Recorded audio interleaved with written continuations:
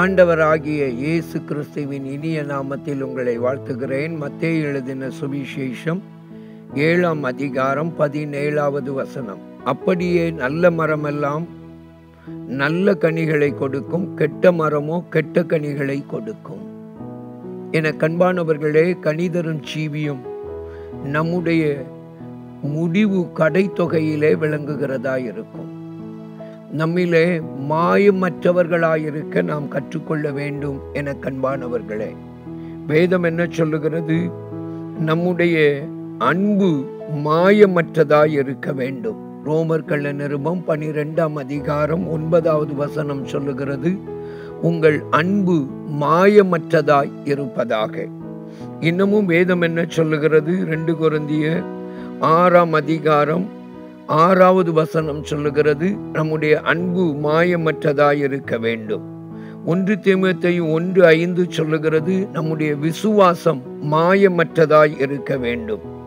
அதே போல் 2 தீமோத்தேயு 1ஆம் அதிகாரம் 4வது வசனம் சொல்லுகிறது, நம்முடைய விசுவாசம் மாயமற்றதாய் இருக்க வேண்டும். நம்முடைய வாழ்க்கையின் எல்லைகளிலே மாய்மாலம் இருக்குமானால் அது கனியற்ற ஜீவியத்தின் முதன்மையான முழு அடையாளம். ஒரு குடும்பம் சென்னை மெரினா பீச்சுக்கு கடந்து சென்றிருந்தார்கள். அங்கே ஒரு வியாபாரி இனிப்புகளை பாக்கெட்டிலே வைத்து வியாபாரம் செய்து கொண்டிருந்தான். அந்த தம்பதியினர் அந்த வியாபாரியினிடத்திலே போய் பணம் கொடுத்து ஒரு இனிப்பு பாக்ஸ் ஒன்றை வாங்கினார்கள். அவர்களுக்கு கொடுத்தான். அவர்கள் வந்து இருந்த இடத்திலே திறந்து பார்த்த பொழுது அதனுடைய இனிப்பு இல்லை. அவன் அன்றைக்கு வியாபாரம் செய்த பணத்தை எல்லாம் முடிப்பாக கட்டி ஒரு பாக்ஸுக்குள்ளே வைத்திருந்திருக்கிறான். ஒரு இனிப்பு வைக்கிற அந்த பெட்டியினுள்ளே அதை மாற்றி எடுத்து கொடுத்து விட்டார் அந்த வியாபாரி. இதை கண்டதும் இந்த குடும்பத்தினர், இந்த தம்பதியினர் வேகமாக அந்த வியாபாரியிடம் வந்தார்கள். அந்த வியாபாரியிடம் வந்து அந்த இனிப்பு பெட்டியை காட்டி, ஐயா, நாங்கள் உங்களிடத்தில் இனிப்பு கேட்டோம், நீங்கள் கொடுத்ததில் என்ன இருக்கிறது பாருங்கள் என்று சொல்லி அந்த வியாபாரி அதை பார்த்து அப்படியே அதிர்ந்து போனார். எவ்வளவு உண்மை உள்ளவர்களாய் இருக்கிறீர்கள்!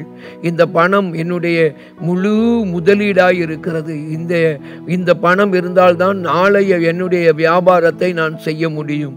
நீங்கள் இவ்வளவு உண்மை உள்ளவர்களாய் இருக்கிறீர்களே, உங்களை என் வாழ்க்கையில் மறக்க முடியாது. ஆகையினால் உங்களோடு கூட நான் ஒரு போட்டோ ஒன்றை எடுத்துக்கொள்ள விரும்புகிறேன். தயவு செய்து என்னோடு கூட ஒத்துழையுங்கள் என்று சொல்லி அந்த கடற்கரையிலே மெரினா பீச்சிலே உலாவிக் கொண்டிருந்த கேமராமேன் ஒருவரை அழைத்தான். அப்பொழுது இந்த தம்பதியினர் பயப்பட ஆரம்பித்தார்கள். ஐயோ, வேண்டாம், நீங்கள் எங்களோடு போட்டோ எடுக்க வேண்டாம், நீங்கள் இதை பெற்றுக்கொள்ளுங்கள் போதும் என்று சொல்லி வேகமாய் விலகி போய்விட்டார்கள். காரணம் என்ன தெரியுமா? அவர்கள் இருவரும் பணத்தை கொண்டு கொடுப்பதிலே உண்மையாயிருந்தார்கள். ஆனால் அவர்கள் இருவரும் உண்மையான தம்பதியினர் அல்ல. ஆகையினால் அவர்கள் அந்த மனிதனோடு சேர்ந்து போட்டோ எடுப்பதை தவிர்த்து கொண்டார்கள். மாயமான ஒரு உண்மை, மாயமான ஒரு விசுவாசம், ஒரு மாயமான ஒரு அன்பு, ஒரு மாயமான தோற்றத்திலே மற்றவர்களுக்கு செய்யும் நன்மை உங்களுடைய வாழ்க்கையில இருக்குமானால் அது கனியற்ற ஜீவிதத்தின் முதன்மையான முழுமையான அடையாளம். என கண்பானவர்களே, இப்படிப்பட்ட மாயமான வாழ்க்கை உங்களிலே இராதபடி எச்சரிக்கையாயிருங்கள்.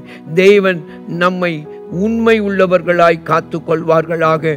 கனியிலே சிறந்தது, கனியிலே முழுமையானது உண்மை. என கண்பானவர்களே, உண்மை உள்ளவர்களாய் எல்லா பகுதியிலும் இருக்க கற்றுக்கொள்வோம்.